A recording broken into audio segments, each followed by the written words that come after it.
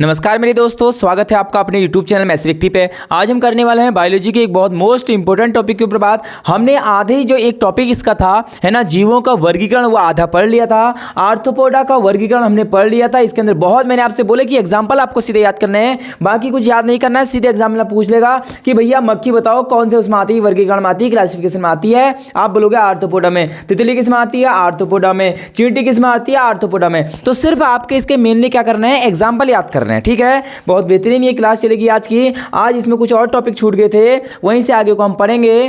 पहला इसमें जो हमारा कुछ संघ थे, 9 संघ थे, उस पर एक संघ छूट गया था। यह है एकाइनोडर्मेटा। ठीक है ना, क्या है? एकाइनोडर्मेटा आज का अगला टॉपिक है। इसका परिचय हम पढ़ते हैं। यह कहता है कि इसका अर्थ है कांटेदार त्वचा वाले जीव। बस सिर्फ आपको याद रखना है, जितने भी कांटेदार है ना, जिस पर भी क्या होंगे, कांटेदार जीव होंगे, त्वचा वाले जीव होंगे, उसको किसके अंदर रखा गया है? एकाइनोडर्मेटा के अंदर रखा गया है। ठीक हो गया। अब इसके एग्जाम्पल हम देखते हैं कि इसमें क्या है। इन जानवरों की त्वचा कांटेदार या खुरदरी होती है और वयस्क अवस्था में ये विकिरणात्मक सममिति दिखाई देती हैं। ये त्रिकोणीय प्लास्टिक सिलोमेड और अखंडित शरीर वाले जीव होते हैं। ज़्यादा कुछ यहाँ से याद करने की जरूरत नहीं है। मेन एक इंपॉर्टेंट पॉइंट है कि भैया एकाइनोडर्मेटा में जो जीव होते हैं उनका शरीर कैसा होता है? आप बोलोगे कांटेदार होता है, और ये है ना, और दूसरा क्या बोला आपने, या फिर खुरदरा इनका क्या होता है? शरीर होता है। ठीक है, इसके कुछ एग्जाम्पल हम देखेंगे जो कि एग्जामिनर एग्जाम्पल पूछता है। आइए शरीर की संरचना के बारे में कुछ पढ़ते हैं। बोल रहा है बॉडी स्ट्रक्चर इनका कैसा होता है। बोल रहा है शरीर में कैल्शियम कार्बोनेट से बने आंतरिक कंकाल होता है। Most most most important question पूछ देगा। बताइए कैल्शियम कार्बोनेट से जो आंतरिक कंकाल बना होता है उसको किस संघ में रखा गया है? ठीक है, तो ये इंपोर्टेंट है। Body is made of calcium, भैया जी क्या लिख रखा है? कैलक्रस एंडोस्केलन, है ना, कैल्शियम कार्बोनेट प्लेट्स से ये क्या बना होता है? इनका जो है ना, इनका जो शरीर है, स्केलेटन है, वो बना होता है। ठीक है, जल संवहित तंत्र इसके अंदर होता है। एक विशिष्ट तंत्र है जिसका उपयोग गमन, श्वसन और भोजन के लिए किया जाता है। ठीक है, ज्यादा कुछ ऐसा इंपॉर्टेंट है नहीं। गमन, हाँ, ट्यूब फीट की मदद से यह गमन करते हैं। मोस्ट इंपोर्टेंट क्वेश्चन बोल देगा कि भैया वह कौन सा वर्ग है जिसके जीव ट्यूब फिट की मदद से गति करते हैं। तब आप लोग बोलोगे कि वह तो हमने पढ़ा था, और वह ग्रुप का नाम क्या था? एकाइनोडर्मेटा था। ठीक है, आगे चलते हैं, इसका वर्गीकरण करते हैं। यहां पर मोस्ट इंपोर्टेंट चीजें हैं, अब ध्यान से देखना। एकाइनोडर्मेटा का वर्गीकरण, क्लासिफिकेशन ऑफ एकाइनोडर्मेटा। सबसे पहले क्वेश्चन बोला है ताराकार शरीर जिसमें केंद्रीय डिस्क की भुजाएं निकलती हैं। सीधे आपको एग्जांपल याद रखना है, ज्यादा कुछ याद नहीं रखना है। भैया समुद्री तारा, स्टार जो फिश होती है, वो किस वर्ग से संबंधित है? तो आप बोलोगे वो एकाइनोडर्मेटा से क्या है? संबंधित है। डायरेक्टली आपको क्या लिखना है? स्टार फिश लिखना है एग्जाम्पल। ठीक है, बाकी आपको ये कुछ नहीं पढ़ना है। एग्जाम्पल नाजुक तारे, है ना, ब्रिटल स्टार्स, जो भी किस वर्ग में आते हैं? एकाइनोडर्मेटा के वर्ग में ये आते हैं। ठीक है, अगला एग्जाम्पल है समुद्री शाही, सी अर्काइंस। ठीक हो गया। और दूसरा है रेड डॉलर, जिसे हम बोलते हैं स्टैंड डॉलर। क्या बोलते हैं? है ना, सॉरी स्टैंड नहीं, सैंड डॉलर। ठीक है, रेड डॉलर। अगला है जो सबसे इंपॉर्टेंट है समुद्री खीरा। मोस्ट इंपॉर्टेंट यहाँ पर लगाना। एक यहाँ पर नाजुक तारे, स्टारफिश, ये सब इंपॉर्टेंट है ना। क्वेश्चन कहेगा आपसे, क्वेश्चन कहेगा समुद्री खीरा निम्नलिखित में से किस संघ से संबंधित है ना? आप बोलोगे एकाइनोडर्मेटा से ये क्या है? संबंधित है। अगला एग्जाम्पल है पंखदार तारे। ठीक है, फीदर स्टार्स जो है किससे संबंधित रखते हैं? ये रखते हैं एकाइनोडर्मेटा। तो आपको नोट्स कैसे बनाने हैं? आपको लिखना है एकाइनोडर्मेटा, उसके सामने ये सारे एग्जाम्पल लिखने हैं। बाकी ये राम कथा नहीं लिखनी है। लंबा शरीर, मुलायमदार त्वचा, चमड़े जैसा बनावट होता है ना, क्योंकि आपने सिलेबस देखा, बहुत बड़ा सिलेबस। अब क्या क्या पढ़ोगे भाई? तो जो मेन चीज़ें उससे आप लिखो। जैसे सीधे पूछेगा कि भैया स्टार फिश किससे संबंधित है, आप बोलोगे एकाइनोडर्मेटा से संबंधित है। ठीक है, तो ये सारे एग्जाम्पल आपको क्या करने हैं? लिख लेने हैं। ठीक है, इसमें लिखा है ये पुष्प जैसे दिखाई देते हैं, पंखों और भुजाओं वाले होते हैं। ज़्यादा कुछ आपको लिखने की जरूरत नहीं है, सिर्फ आपको यहाँ से एग्जाम्पल उठाने हैं। अगला group most most most important लिख रखा है मोलस्का। क्या लिख रखा है? Mollusca group. इसका परिचय क्योंकि ये इंपॉर्टेंट है, मैं फिर बोल रहा हूँ, इसके बारे में पढ़ना पड़ेगा हमें। आर्थ्रोपोडा के बाद मोलस्का प्राणी जगत का दूसरा सबसे बड़ा संघ है। सबसे बड़ा संघ, यूनियन कौन था? आर्थ्रोपोडा था। उसके बारे में सारे अंदर की चीज़ें पढ़ी थी।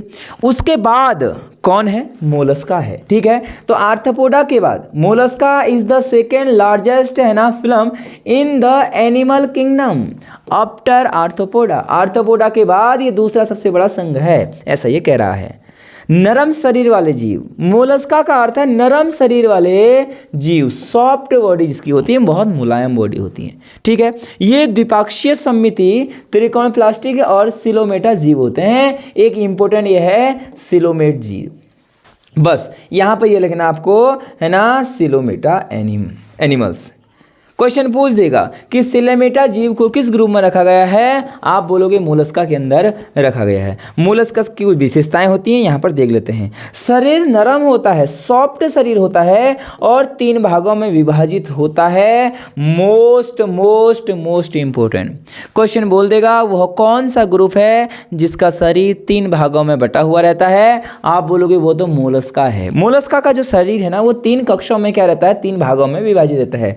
सिर एक होता है इनका, एक पाद अलग होता है और आंतरिक पिंड एक अलग होता है। ठीक हो गया, समझ में आ गई बातें, है ना। हेड होता है, एक फुट होता है और एक क्या लिख रखा है? विस्लर। मांस इनका एक अलग होता है। ठीक है, आंतरिक पिंड लिखा है, वहाँ पर मांस लिखा है, इससे कोई ज़्यादा फर्क पड़ने वाला नहीं है। आप वहाँ पर बॉडीज भी लिख सकते हैं मांस की जगह।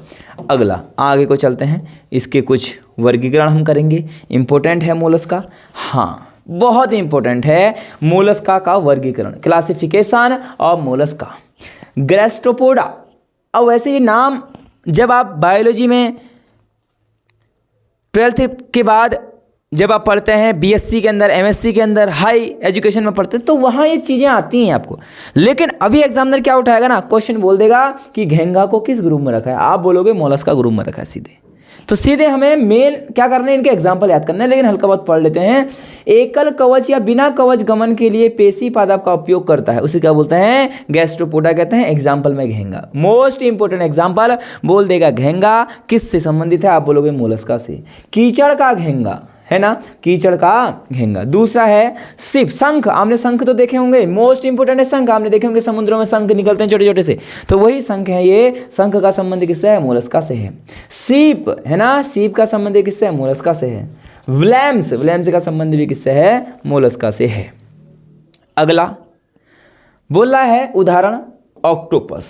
मोस्ट इंपोर्टेंट है ऑक्टोपस। किससे संबंधित है? आप बोलोगे मोलस्का से संबंधित। नोट करते रहेंगे मेरे साथ, है ना।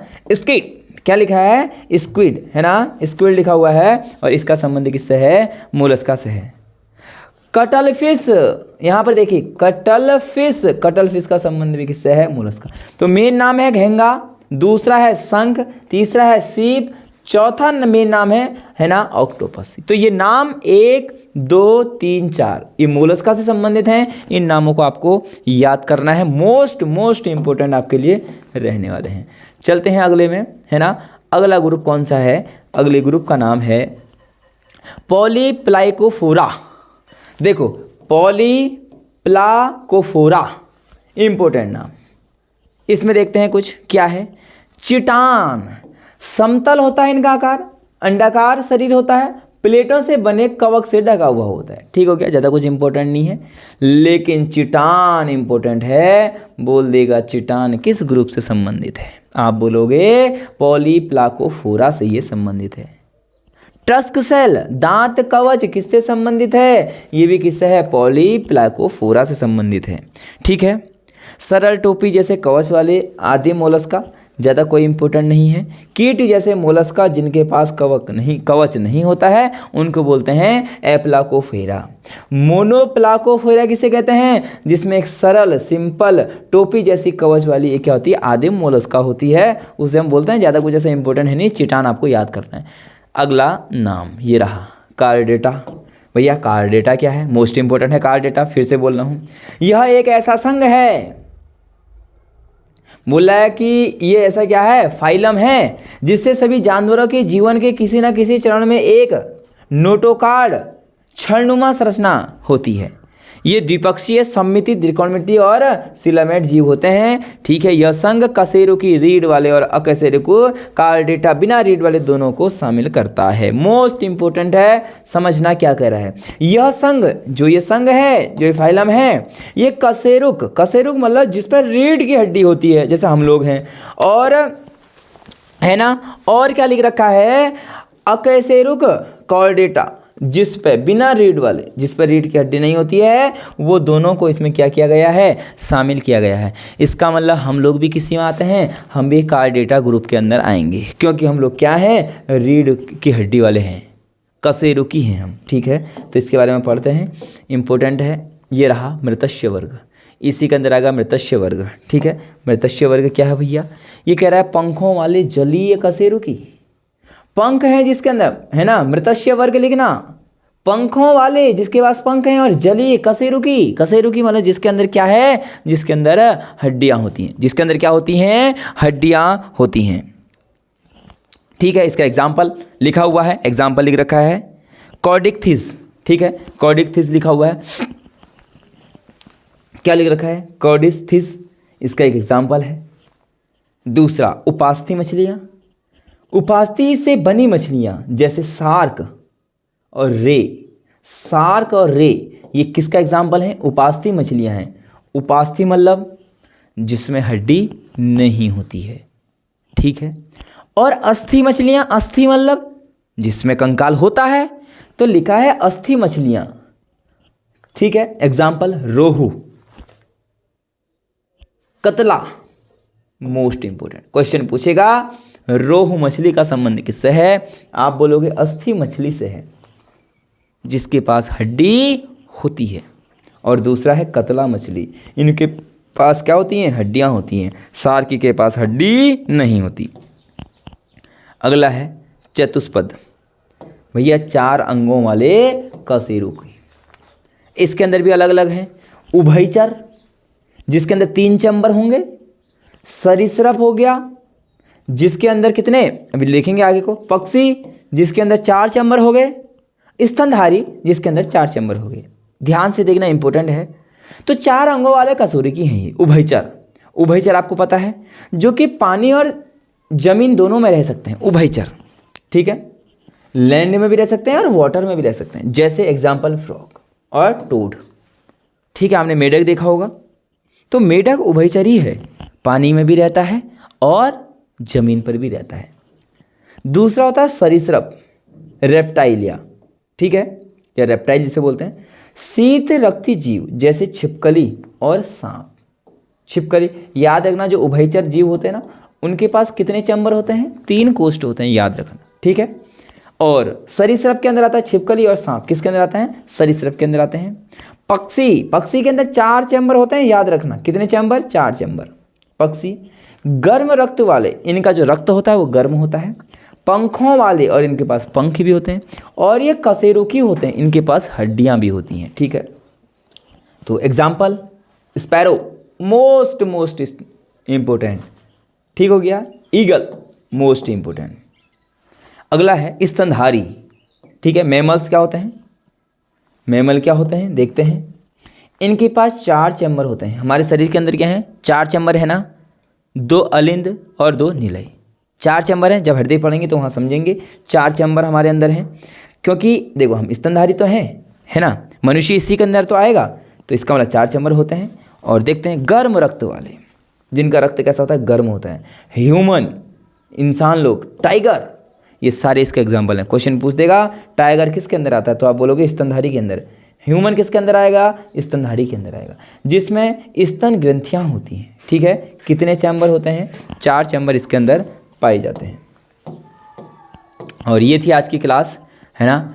तो ये क्लास जो कि इम्पोर्टेंट थी, इससे पहले कि हमने पार्ट दे दिया था, और बाकी चीज़ें सब कुछ पर्टिकुलर तरीके से चल रही हैं। फिजिक्स, केमिस्ट्री, बायोलॉजी और प्रैक्टिस सेट जारी है, जो उस पर 2 क्लासें हो चुकी हैं। अगर आप उसके साथ नहीं जुड़े हैं तो आप जुड़िए, बहुत बेहतरीन तरीके से उस पर प्रैक्टिस चल रही है। ज्वाइन होइए, 119 रुपये का प्रैक्टिस बैच है।